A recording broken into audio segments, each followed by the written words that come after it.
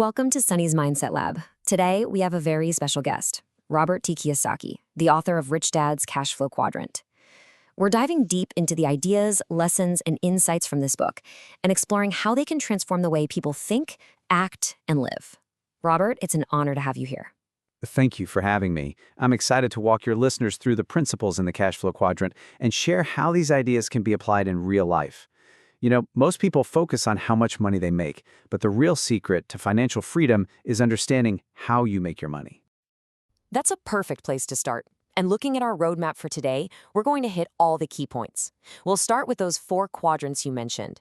Then we'll get into that core conflict between seeking security versus chasing freedom. We'll talk about the practical side of building systems, what it really means to have an investor's mindset, and then lay out a fast track for anyone looking to make a change. Sound good? Sounds perfect. Let's get into it. So, Robert, the entire foundation of this book is a deceptively simple diagram you call the cash flow quadrant. For those who haven't seen it, could you explain what it is and why it's so important? I'd be happy to. It's the most powerful tool I know for understanding the world of money. It's not about what you do for a living, it's about where your paycheck actually comes from. That's the key distinction. So let's break down those 4 letters, E, S, B, and I. Okay, so on the left side, you have the E quadrant, which stands for employee. These are people who have a job. Their core value is security. Right below that, you have the S quadrant for self-employed or small business owner. They own a job. Their core value is independence. They want to be their own boss. But in both cases on that left side, if they stop working, the money stops coming in, right? Exactly. They are trading their time for money. Now, the right side is different. The B quadrant is for business owner. A true B quadrant person owns a system, and people work that system for them. And finally, the I quadrant is for the investor. In the I quadrant, your money works for you. The core value for both B and I is the same, freedom. So it really boils down to this fundamental divide, security on the left, freedom on the right. What I find fascinating is that you say this has nothing to do with someone's profession. A doctor could be in any of these quadrants. That's the light bulb moment for most people. A doctor can be an E, an employee at a hospital, or an S with their own private practice where they're the star. But that same doctor could be a B, owning a chain of clinics with other doctors working in the system, or an I, investing in medical startups.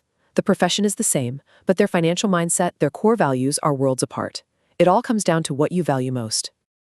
And this conflict between security and freedom isn't just a theory for you. It's a very personal story shaped by the 2 father figures in your life. Author, it's the reason I wrote the book.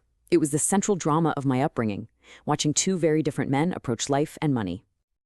Tell us about them. What was the advice you got from your poor dad versus your rich dad? Well, my poor dad, my real father, was a PhD and the head of education for the state of Hawaii, a brilliant man. His advice was the classic script. Go to school, get good grades, find a safe, secure job. He was pure E quadrant. And your rich dad? Rich Dad was my best friend's father. He was a high school dropout who became one of the wealthiest entrepreneurs in Hawaii.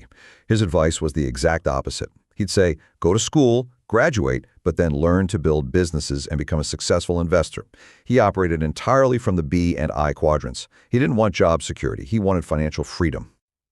And your own father's story became a powerful and painful example of this, right? The so-called illusion of job security.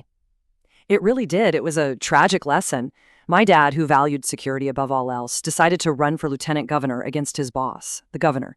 He lost the election, and after that his boss blacklisted him. At 54 years old, this brilliant man with a PhD could never get a job in government again. He died a frustrated man. He learned the hard way that what he thought was a secure job was actually one of the riskiest positions you could be in. Wow, that really drives the point home. So for our listeners who are on that left side, the E's and the S's, and are hearing this, the big question has to be, how do you do it? How do you make that leap from the left side to the right side? What does it actually take? The answer is one word: systems. The transition from the S quadrant to the B quadrant is your ability to build and own a system. You have to stop being the system and start owning a system that can run without you. That's the bridge to the right side. And in the book, you outline 3 main ways to get your hands on a system like that. Can you walk us through them? For sure. The first and the hardest is to develop your own system from scratch, a traditional C corporation. This is what people like Bill Gates did. The second way is much simpler. You buy a franchise. You're buying a proven, existing system like a McDonald's. You don't have to invent anything. You just have to follow the rules perfectly. And the third option? The third is network marketing. Now, a lot of people have opinions on this, but I see it as a low-cost, low-risk way to learn the essential skills of a B quadrant person. Things like sales, communication, leadership, and, most importantly, overcoming your fear of rejection. It's like a business school for the real world. So, the real acid test for being a B and not an S is whether the business can thrive without you. That is the ultimate test. I ask people this. Could you leave your business for a year? And when you come back, find it more profitable and running better than when you left? If the answer is yes, you're a true B. If your business would fall apart without you, then you don't own a business, you own a job. And you're still in the S quadrant. Okay, so once you have a system in the B quadrant that's generating excess cash flow, the final piece of the puzzle is moving into the I quadrant, the investor. That's right. This is the ultimate goal. This is where the truly wealthy play the game. It's where your money starts working for you 24/7 so that you don't have to. And to even get in the door of the I quadrant, you say the price of admission is something you call financial literacy. What does that mean to you? It's simpler than people think. It's not about calculus or complicated algorithms. Financial literacy is simply knowing the difference between an asset and a liability. An asset puts money in your pocket, a liability takes money out of your pocket. That's it. Most people are in financial trouble because they spend their lives buying liabilities they've been told are assets. And this, financial literacy, gives people on the right side a massive advantage, especially when it comes to taxes. Can you explain the difference in how an employee is taxed versus a business owner? Oh, this is one of the biggest secrets of the rich. If you're an employee, the cash flow is you earn, you get taxed, and then you spend what's left. But for a business owner on the right side, the flow is completely reversed. They earn, they spend on business expenses, and then they get taxed on whatever is left. They pay taxes last. The government actually gives you incentives to operate this way. It's a huge difference, and it's all perfectly legal. That's a huge shift in thinking. And you have another quote that I think really flips the script for people. For every liability you have, you are someone else's asset. Yes. Once you understand this, you'll never see the world the same way again. Your mortgage payment, which is your liability, shows up on your banker's financial statement as an asset. Your car loan is your liability, but it's the finance company's asset. The rich spend their lives acquiring assets. The poor and middle class spend their lives acquiring liabilities that they think are assets. So what I'm hearing, Robert, is that this is so much more than just changing your financial strategy. It sounds like it's a fundamental change in who you are. That's the most important point of the entire book. Shifting from the left side to the right side is not about what you have to do, it's about who you have to become. It's an internal shift. You have to change your core values. You have to learn to handle risk, to delay gratification, and to think long-term. You have to change from being a slave to money to becoming its master. It's an emotional and spiritual journey as much as it is a financial one.